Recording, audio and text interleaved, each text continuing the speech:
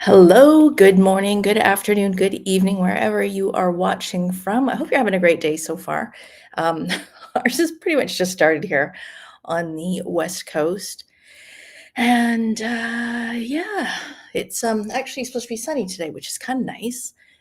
We had massive windstorm over the weekend, lots and lots of rain. If you live on the west coast of BC or Canada, when it's when it's just rain in the forecast, that's a good thing, especially around this time of year. We will eventually probably get some snow, hopefully only a couple of days worth. But with this busy season, running around and trying to go out and about with rainy weather is not particularly easy. So, um, hey, good morning, Tammy. Thanks for tuning in. Yeah, so we have actually got a few different things. A lot of stuff popped up in the news this morning, so we do actually have a few things to go over. I don't know how well that's showing up. I did try to do a little Christmassy background. Oh, and I wanted your thoughts on this. So I'm thinking next Wednesday is obviously the one special day of the year. Well, not that it's a one special day, but it is a particular special day. And I was wondering about maybe we should not do the travel talk on Wednesday because it is going to be Christmas Day. And if you're celebrating that, then you're probably going to be with loved ones and family and stuff like that. And if you're not celebrating it, then you're probably doing just about anything else. So, yeah, I think we are going to skip next week and we will be back on the 31st. Is that right? Is that the following Wednesday? Yeah, it is. So, yeah, 1825, 31. So, yeah, we'll be back on New Year's Eve, I guess. But we'll have some fun with that. We're gonna have some fun today. Like I said, we do have a few different topics going on, but then we are also going to have some fun with some travel trivia. So that'll kind of be the latter half of the show. So for now, we've got two items that are Canadian. So if you're watching from the US, thank you. But also, just bear through these first couple of items. But for Canadians, so Air Canada had a shareholder meeting, I think it was yesterday, and they have announced that they are really going to try to increase their revenues through increasing their more expensive seats. So, like the more business class seats, premium economy, that kind of thing, preferred seats. Now, they are talking about this on some of the larger planes. I'm not hearing about this on their smaller planes, but they're talking about 40% more business class seats on the Boeing 787 planes. They do have 14 of those. 33% more premium economy, and then 117%. I don't know how do you get 117% more preferred seats. Sorry,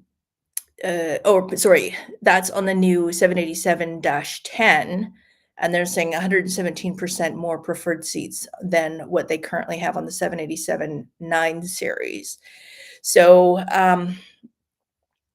what's this going to mean? Well, for those particular routes, the less seats that they have in economy, if that's which type of seat you typically fly in, the less seats there are in economy, the faster you're going to have to buy those seats. And this is not going to be a case of wait and see what happens with the um, uh, sorry, I lost my train of thought there.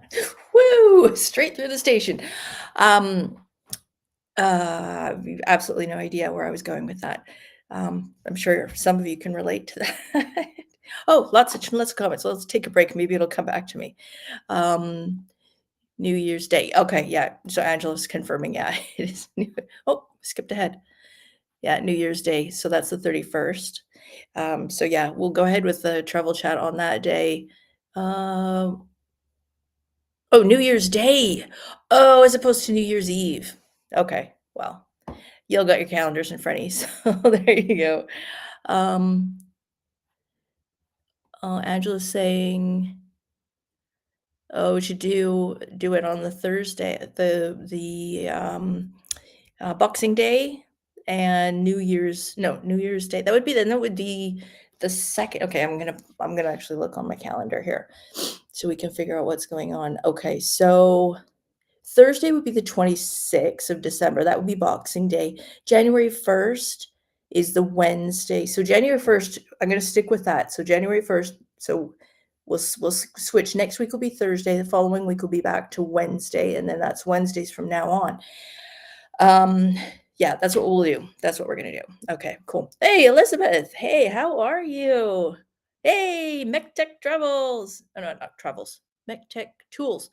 Have I stayed at the Rio Palace Las Yeah, I've stayed at the Rio Palace Las Americas, but, like, more than 10 years ago. The only I know we've been chatting back and forth via videos and stuff, video comments. The only thing I know you're looking for a place to stay.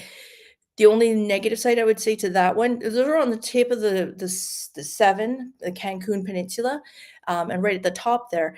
But the only problem with that is when the sun comes around, you tend to be more in the shade of like where the pool is. It tends to be in the shade in the afternoons. So just know that. For me, that's not a problem because I am more of like a morning person, get up, do the pool thing, and then I've kind of had enough of just laying there in the hot, hot sun. So for me, I'm looking then to more like go and walk around or something, which is pretty stupid when it's like peak sun, but whatever, it's what I do.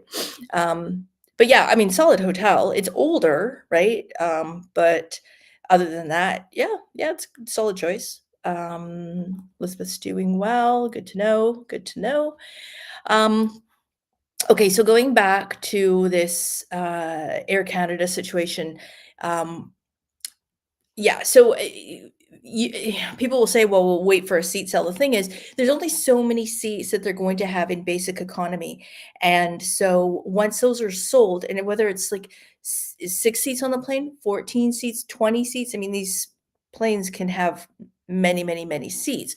Like the 787 has, oh, it doesn't even give me a breakdown, but we're talking hundreds of seats, like 300, I think.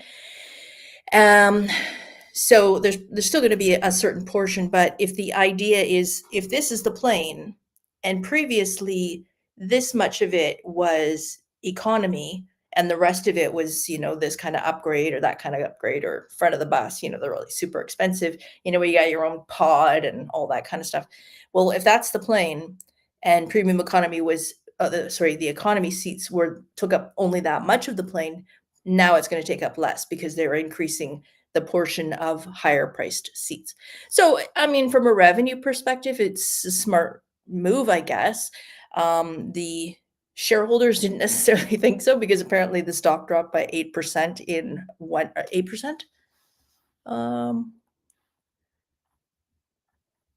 What was it? Oh, I'd have to go back through this. 8% in one day. Yeah. So, time will tell. And I mean, these airlines, this might be the plan, but it might still be a working plan. So, we'll have to see what goes with that. Okay, moving on. Okay, and then that's piggy-tailed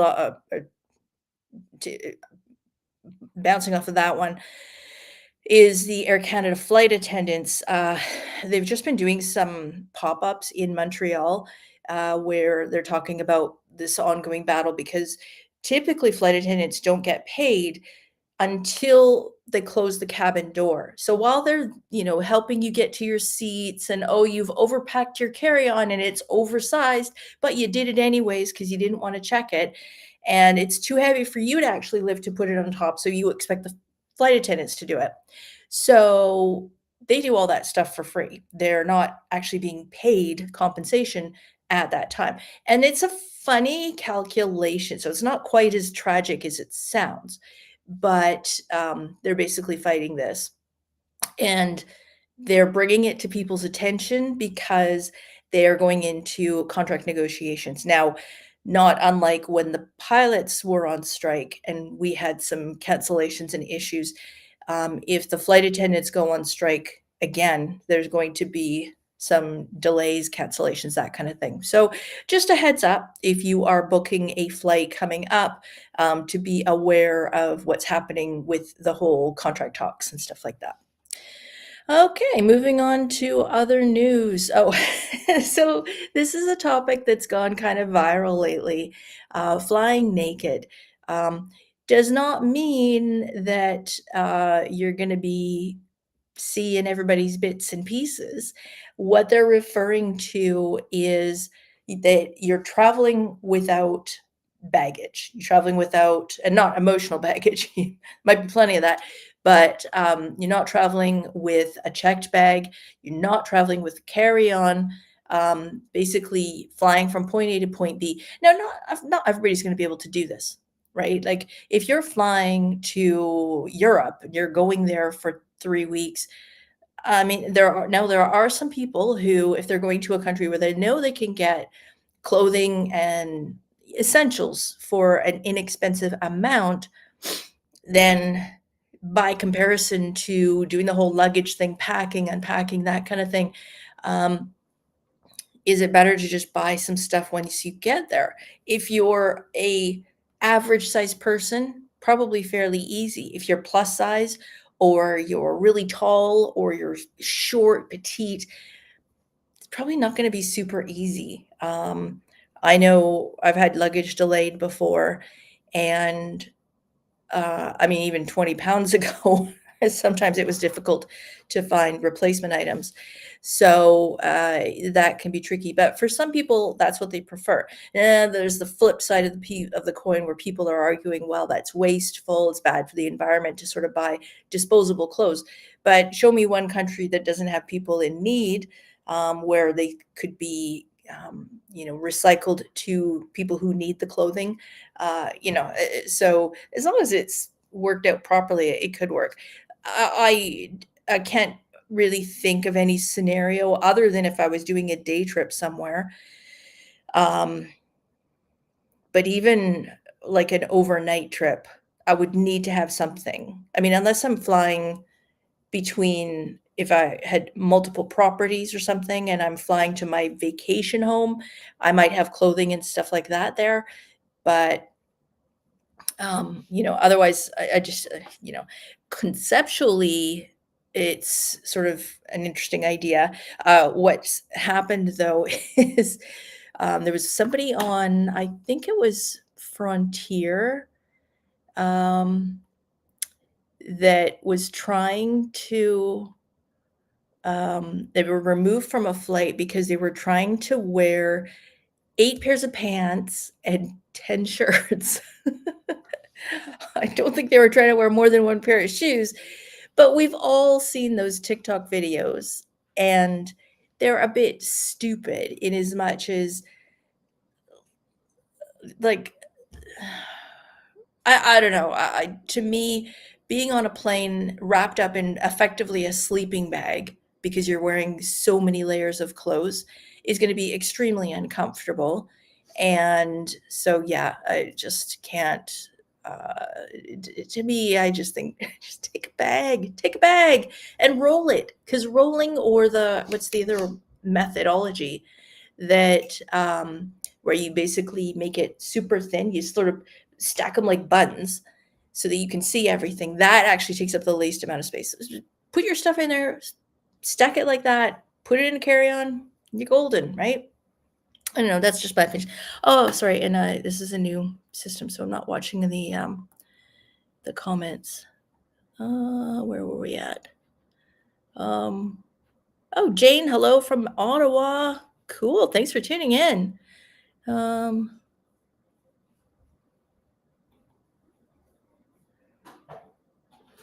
Post that picture. Well, I don't know what's going on with you guys with that one. Okay, well, clearly I'm having a moment today, so I'm a little bit out of what's going on here. But yeah, so flying naked, I don't know. What do you guys think? Is this a good thing for people to be traveling with like multiple layers of clothing that they're wearing, or is it better just to take a carry-on bag? Personally, I say just take a carry-on bag. But you know what? That's the other thing. Like, thumbs up or thumbs down. Thumbs up, do you put your bag in the overhead bin? Thumbs down if you're one who puts it under the seat in front of you. I hate putting my bag in the overhead bin. I never sit in the bulkhead seat, the front row, unless I have to, because I always want to have my bag near me so I could get in and get stuff. I mean, I guess for women, we don't always have a lot of pockets on our clothes. And it's always like, oh, I need, got to get my headphones, got to get my notebook and plan some stuff. Want to listen to some music. Okay. Well, I never listen to music, but listen to a show, watch a show, that kind of thing. So, I want access to that stuff. Oh, and then it's like, oh, what's my battery at? Oh, geez, better plug it in. Okay. Where's my charging cable? So yeah, it's always need stuff like that. Elizabeth is saying, Chubbs, sure. Wearing all those clothes would not only be uncomfortable, but I would probably have to get a second seat. Yeah. Well, that's, fair point. Fair point. I mean, it all takes up space, right? Oh, Angelo is overhead bin. Elizabeth is underneath. Tammy, I think you're, I don't know. We haven't flown together for such a long time, usually because we're on different schedules, usually just meet up. But interesting. So far, we're 50-50 for overhead bin, or keeping your carry-on bag at your feet. Interesting. Okay, moving on. All right, next one is so I've read a couple of things, it's a big thing this time of year. Everybody's coming out with their predictions for 2025. And right now, what they're saying is they're thinking that 2025 is going to be the year of lots of female solo trips, lots of longer trips, like sort of like staycations, that kind of thing. But also, no to the overhead bin. I think, gonna check in my bag and do a small carry-on. Tall. Oh, okay. Yeah, well, fair point. Fair point. I mean, we all do what we can to make it happen, to make travel happen, right? So nothing wrong with that. Yeah, so like I said, more female solo travels, more staycation, not staycations, but long-term vacations, and also more luxury traveling. And I mean, I kind of get it. Like, not that I've saved up a whole lot of money because we didn't travel for the first year and a half during COVID. But when travel came back, flights were cheap to start with, hotels were cheap. So, I mean, it wasn't just like get the basic room. It was like, make sure you get the balcony, the ocean view. And if you're flying, not flying economy, not taking the middle seat, I want something where I've got my own space. So flying premium or business class. So I get it. And now I kind of feel like I hate flying economy. I know that sounds terrible, like what a princess, right? But I shop around and my travel dates will, modify slightly sometimes, like maybe, fly on a Tuesday instead of a Sunday or a Wednesday, whatever. But I'll be flexible that way to make it happen. Bojangles is saying, okay. Oh, okay. Got it. Okay. So one up, one down. So one person has it up and the other one has it down. Hey, fair enough. But I'm sure the airlines appreciate it. Anytime somebody puts their bag under the seat, frees it up for somebody to put something up on the upper bin. So that's all good. So, as far as this prediction goes, it's hard to say. Like I said, I think the luxury travel thing, yeah, I definitely agree with that. I also think that travel has gotten more expensive, like a lot more expensive, especially hotels, like insane increases since 2019. 2019 was kind of like, yeah, it's just another year traveling again, nothing special. And then all of a sudden it was like, whoop, no travel. And then travel started up again. And there's still some people who are still getting used to their mind wrapped around the idea of traveling with other people. And there's also people who, they missed that time when travel restarted and the prices were decent, and then there was so much demand and, like, basic economics, supply and demand. Well, if there's huge supply, or huge demand, then the price is gonna go up. So what can you do? So then to that end, I think that there will still be a pretty good, segment who are looking for, more economical travel because that's what they can afford. So it's hard to say. Oh, Elizabeth says she hates economy. Yeah, I mean, and if you can work it out that it's not that much more, it's worth it, right? So yeah. Yeah, so I mean, we'll see on the female travel, the solo travel. I think that is another big one that, especially there's a billion people out there doing what I do, which is, doing videos in destination and showing people what it's like.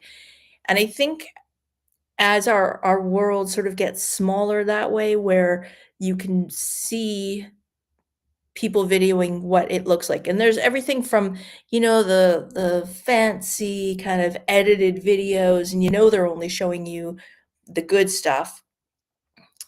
And then there's other videos, sometimes like mine, sometimes, more amateur where, well, I don't, am I amateur or am I just trying to show you realistically what it looks like? That's kind of what I would say, but that's just me. But I think either way, it allows people to get a better sense of what it really is like. I mean, and certainly by no means are these people, were these video people, amateurs, but Country Collectors is one, and He Goes, She Goes, and I think between the two of them, and they're great. I love their videos. They went to Mazatlan. And it was kinda like, "Oh, well, I heard bits like mix and match about Mazatlan and was it safe and blah, blah, blah." And in fact, there was a bunch of cartel activities 2 years ago when I went, and, I was watching the videos, and I said to my husband, like, "Look at the streets." They're walking down some residential street, and there wasn't a scrap of garbage on the ground. And to me, that sort of shows community pride. They want it to look nice. They're not treating it like a dump. So to me, I think if people are doing their best to maintain a place and make it look good, then usually that's a reflection that things are good. I don't know. It was just I don't know what if you agree with that or not, but um, that was just my impression that I got or what I took away from seeing that video. And so we went and it was fine. And we walked all around, had no issues, and had a really good time. Actually, there's so much to see in Mazatlan, and it is booming in terms of condos being built on the Malecon as well as more hotels. So, I mean, unfortunately, Mazatlan doesn't really have a lot of upper end hotels. Um, you got the Rius, and they're more like, and they're not even a Riu Palace, so they're more like in the sort of 3-star range. And then there's other hotels that are more, I would say, realistically in the 2-star range. Look, I know the 2-star sounds horrible, but here's the thing: if there's only 5 stars, and if you've got like LeBlanc and Grand Vilas and $1,200 a nights that are at the 5-star level, then 4-star might be Secret Streams, Breathless, that kind of thing. Hyatt, Ziva, Zalara. 3-star would be, and maybe even some of the Riu Palaces. 3-star would be the regular brand Riu resorts. 2-star might be, say, I don't know, Barcelo, some of the Iberostars, but and it's not saying that they're terrible. They're not what you would typically think of as 2-star, but everything can't be 5-star, right? I mean, at some point, 2-star is not a fail. It's just not as luxurious as the higher end stuff, and you have less inclusions. And that's usually once you get into the lower caliber resorts is usually when they start saying the guys have to have a dress code, the guys have to wear long pants, and they must have closed-toed shoes for you to come into the buffet and eat the selection of 10 or 12 different items that all taste the same. Or you can go to like a Hyatt Ziva Zilara where there's no dress code, it's a la carte dining, there's no reservations required, and it's very good food. So that's, I don't know, that's just my little rant of the day. Yeah, Elizabeth saying she prefers realistic videos. Yeah, as well. Gives you a chance to really see what it's like. So, okay, I'm going to get rid of this screen just to free up some space. And we are going to move on to trivia. So what I'm going to do, I've got questions. I'm going to read out the question and then give you, a few seconds to answer. Love it if you put the answers down below. Let's see how you all do on this. I quizzed my husband last night and he got 15 out of 20. I've got 20 questions. Some of them are super easy. Some of them are tricky, difficult, and others are going to be challenging. So, yeah. So let's go ahead. Oh, and by the way, if you want to grab a pen and paper, that might make it easier. You can jot down your answers or just write down if you got the answer, the question right or wrong. Just a little tick mark tally, and see how you go. So, all right, let's start off with the first one. And this is something I just saw the other day. So which is bigger? Is it USA or Antarctica by land size? And this would be mainland USA. Which is bigger, mainland USA or Antarctica? And let's see, comments, any comments? Oh, trivia, yay. Yeah. No, you'll do well. You'll do well. Some of these I know you know. Oh, I lost my other thing, my question. Okay, so which is bigger, USA or Antarctica?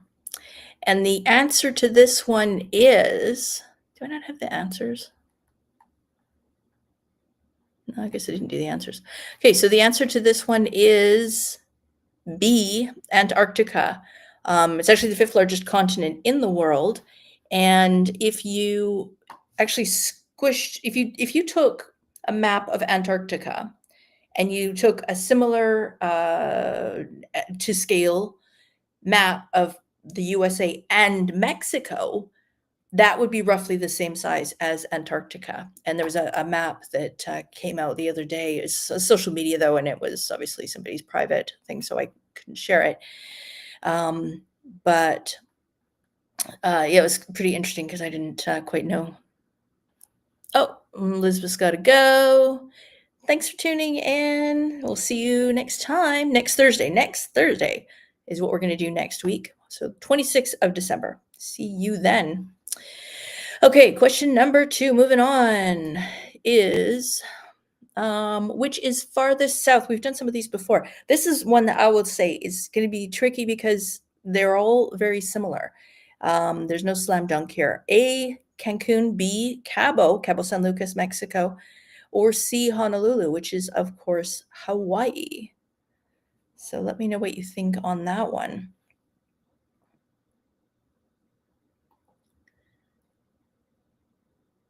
And I'm going to give you the geographical markers. Oh, I know Googling. Come on. I know none of you are going to do that, but I'm just further throwing it out there. No Googling, no cheating. Okay, so the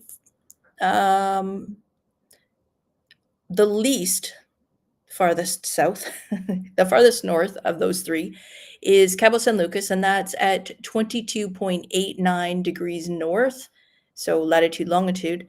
And the bigger, there we go. Okay, and second is Honolulu. C is the second, and that's at 21.31 degrees north. And then Cancun is very similar, but it is the farthest south. Cancun A is the answer, the correct answer, at 21.16 degrees north. So all very similar, but Cancun is just a tiny bit further south. Let's see what's going on here. C. Yeah, that's what my husband guessed as well. Oh, there's nothing wrong with guessing. You've got a 33.3 chance of getting it right. 33.3%. So why not, right? It's all for fun. Okay, number 3. For those of you who've been to Las Vegas or are at least aware of it, and also Paris. I haven't been to Paris. I still had to guess on this one.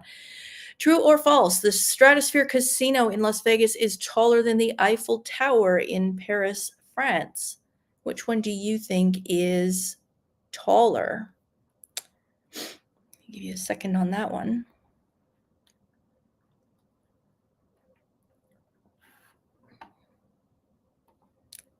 I was going to do Jeopardy music, but I suppose that would be copyright.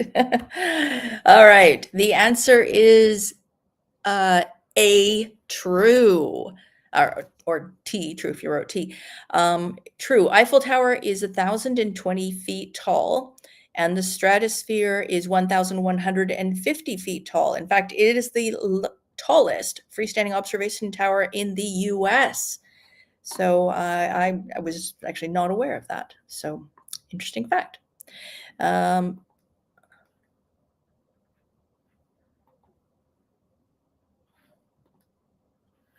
Got that one right. Good job. All right, number 4. To carry on with that, true or false, the Stratosphere Casino is taller than the CN Tower in Toronto, Canada, obviously. I'm sure there's other Torontos out there. What do you think on that one? It is pretty tall. And I don't know about you, but if you've ever been to Vegas, you know, you've probably seen people that got stuck on the rides up there. I mean, I don't know. I haven't been in probably 5 years, but certainly the last few times that I went, every time you'd be sitting at a card table and the dealers would be talking about the seesaw ride would get stuck and extended out 1,000 feet in the air. No, thank you. Also on a fault line. So that's a hard no for me. Okay, so number 4, the answer is false. As I said, the Stratosphere is 1,150 feet tall. The CN Tower is actually 1,815 feet tall. And it was actually the world's tallest building for like 30 years until 2009. And that's when the Burj Khalifa took the title away. So interesting fact on that one. Number 5. Which Mayan ruins are the oldest? Chichen Itza, Koba, or Tulum?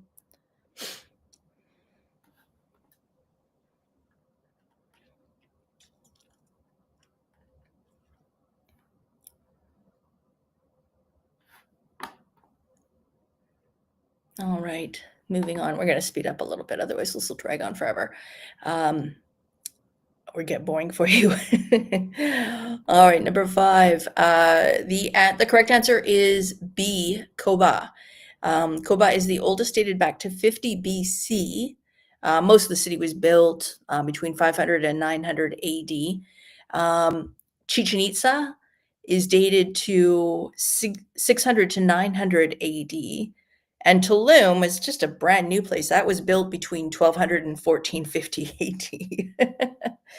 So yeah, I thought that was kind of an interesting factoid. Something to chat about if you are going to Mexico or if you are somebody who is.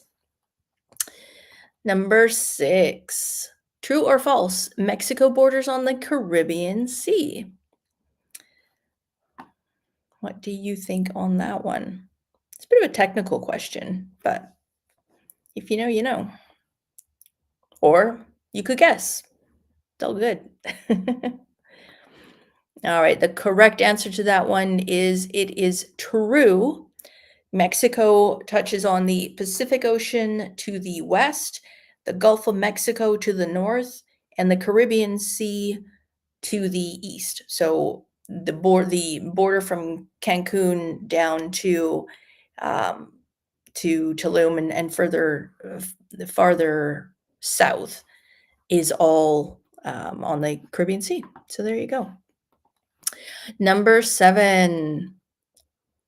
Which of these foods did not originate in Mexico? Is it A, chocolate, B, churros, or C, guacamole? And I'll tell you right now, I would never have guessed this. So see how you do on this one. All right. So number 7, the correct answer is actually B. Churros did not originate in Mexico. Chocolate, of course, we had the cacao beans, and Tammy and I just did a chocolate making class when we were in Puerto Vallarta a couple of months ago. And guacamole, of course, is just avocados, tomatoes, onion. And that did, of course, originate in Mexico, as did Caesar salad, by the way. But churros were originally from Spain and Portugal. So interesting little factoid. All right, number 8. Irish stew is the national dish of Ireland. Haggis is the national dish of Scotland. What's the national dish of England? Is it A, fish and chips, B, shepherd's pie, or C, chicken tikka masala? I'm curious on your answer on this one. Now, this is one that has been used quite frequently in trivia, so you might have heard this one before. So the correct answer, what is the national dish of the official national dish of England? It is C, chicken tikka masala. Now, fish and chips are considered to be the most popular, although, I mean, good luck finding a chippy in Greater London. But the official national dish is chicken tikka masala. I mean, I'm serious. Like, we went out to the Emirates Stadium, which is on the outskirts of Greater London, and we were both on our phones, Google Maps, trying to find any place that sold fish and chips. We even stopped on, when we're on the train, stopped in 2 or 3 pubs, thinking, it's a pub, it's got to have fish and chips, right? None to be found. We went into one, they were doing tapas. I mean, I love tapas. When you want fish and chips, you want fish and chips, kind of served in the newspaper or whatever. But yeah, chicken tikka masala, that is the national dish. There you go. Number 9. What is the capital of Australia? Sydney, Melbourne, or Canberra? Canberra. I don't know. I really have no idea how to pronounce that. Could have looked that up, I guess, beforehand. But I didn't. And the correct answer to that one is C, Canberra. Canberra. However you say it. Number 10. Which is bigger, the Pacific Ocean or the Atlantic Ocean?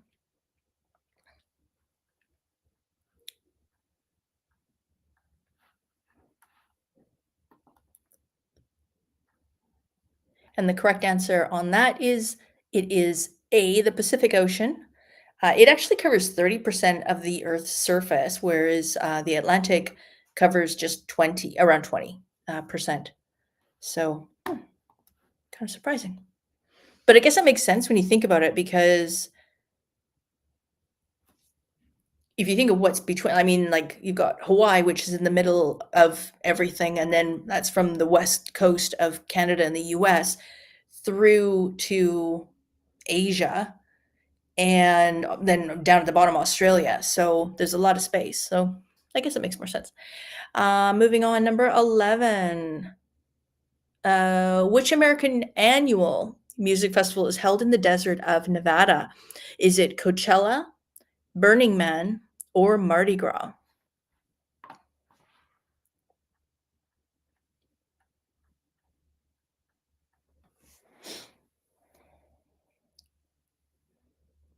And the correct answer is, it is B, Burning Man.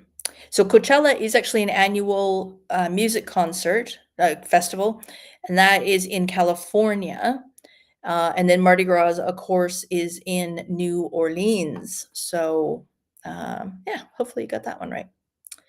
Number 12. Which of these countries did not get visited by Julia Roberts in the movie Eat, Pray, Love? Was it Italy, India, or Thailand?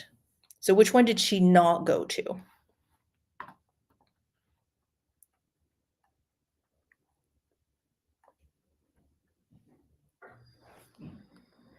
And the correct answer on that one is C. It was Bali that she went to first and last, actually. And then it was Italy was the next one, and then India was the second last one. Then she ended up back in Bali. Number 13. True or false? The national animal of Scotland is the unicorn, which is interesting because they don't exist.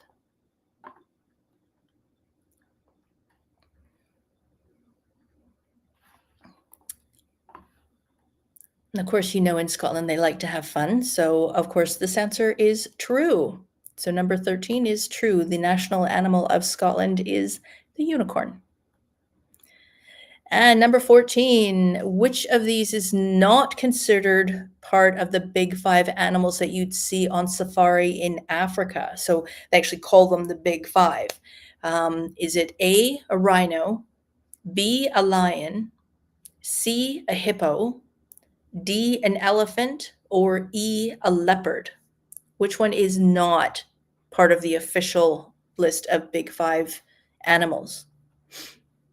And I actually have an interesting, kind of sad explanation for why they call it the big 5.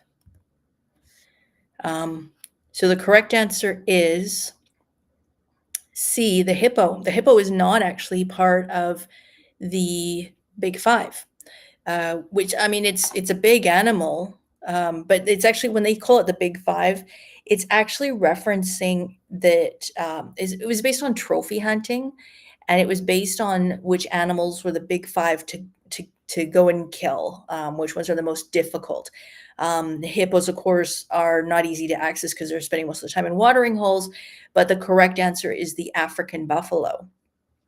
So yeah, rhino, lion, African buffalo, elephant, and the leopard are the big 5 for Africa. And I think I've seen all of them. I think that was in Botswana.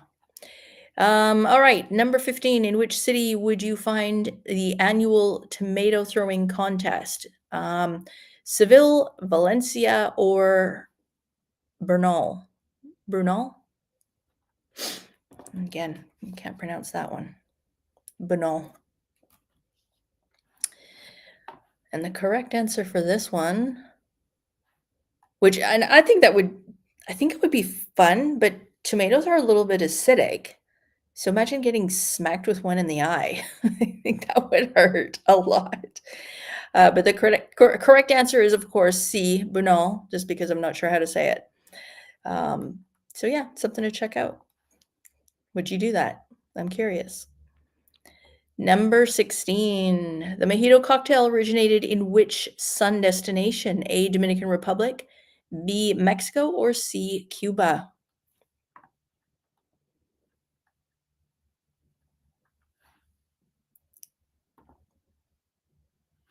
And of course, the correct answer, same as the Hemingway martini, the answer is Cuba.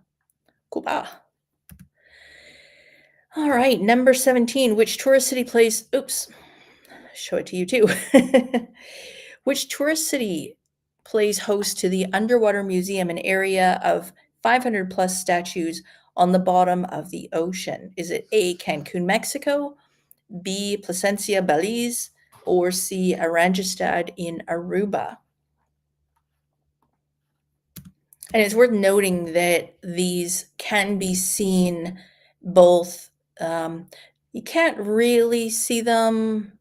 Well, you could see them if you were in a glass bottom boat. If you were in a regular boat, I don't think you could see them, especially if the water's a bit choppy. If you're snorkeling, you can see them. And of course, for the real close-up view, obviously you'd want to be scuba diving. And the correct answer, where is the Underwater Museum? It is in Cancun, actually off the coast of 𝖨𝖬𝖲𝖨. Yeah. Oh, you got Cuba right too. Good job. Batting 1,000. All right, number 18. The flag on the for the United States of America has how many stars? Is it A, 49, B, 50, or C, 51?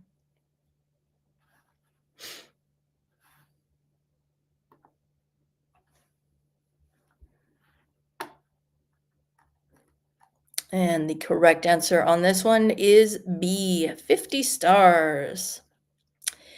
And number 19, which country invented the cheesecake? Freely admit I got this one wrong. Is it A, Italy, B, France, or C, Greece?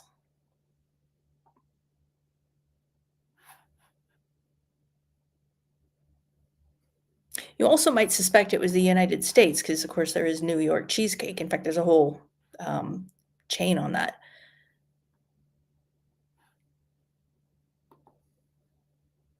Oh, for the stars.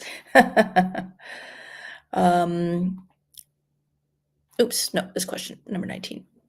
So the correct answer on this one is it was, in fact, invented in Greece. And what it was is patties of fresh cheese that were pounded smooth with flour and with honey. So, excuse me, very simple creation. But yeah, Greece is the originator.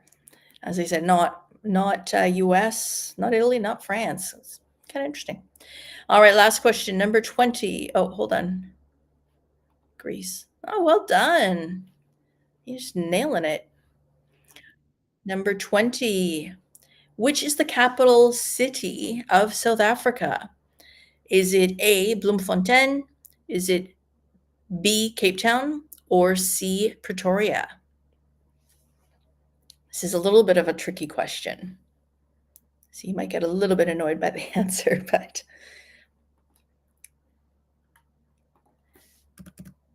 and let me know in the comments below if you've actually been to South Africa before. I've only been a few times, but it's quite interesting. So the correct answer to this one is it is actually all three. And that might sound weird, but the reason they do it is because they have three branches of government. So they've got the executive branch of government, which has a capital city, and that's in Pretoria. They've got the legislative branch of government, which has the capital city in Cape Town.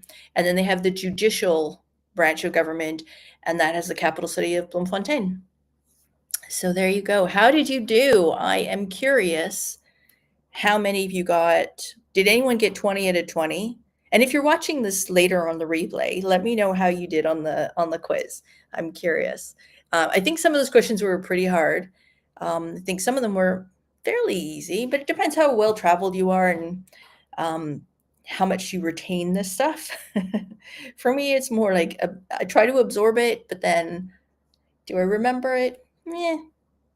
Sometimes not. So did anyone get 20 out of 20? Let me know if you did. Anyone get 19 out of 20? Oh.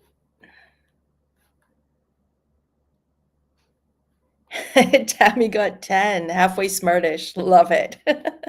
That's great. We're going on a cruise in January, so now's the time to be practicing the trivia, right? Gotta love the trivia on a cruise. Anybody get 18, 17? I'm curious to what your scores were. So I hope this was a bit of fun for, getting away from the pre-Christmas craziness, at least the running around for the holiday seasons. It all gets a bit nutso. It can get a bit nutso this time of year. Lots of people with plans, lots of people with other plans. Makes it lots of fun, doesn't it? So yeah. So we will be on again next Thursday, which do a quick update on what's happening in travel. And we're going to have more of a chatty session next Thursday, talking about, what some of your plans are, where you want to go for next year, think about your best trip this year. I'm curious about that. What was the best place you went to or the best trip that you took? I'm really curious to hear. And of course, I'll be sharing more. I'm going to have to narrow that down. That's tricky because there's things about each one that you really enjoy. And then there's others, it's like, oh, so. So yeah, so we'll be back on next Thursday. So in the meantime, I hope you guys have a great week and a great weekend.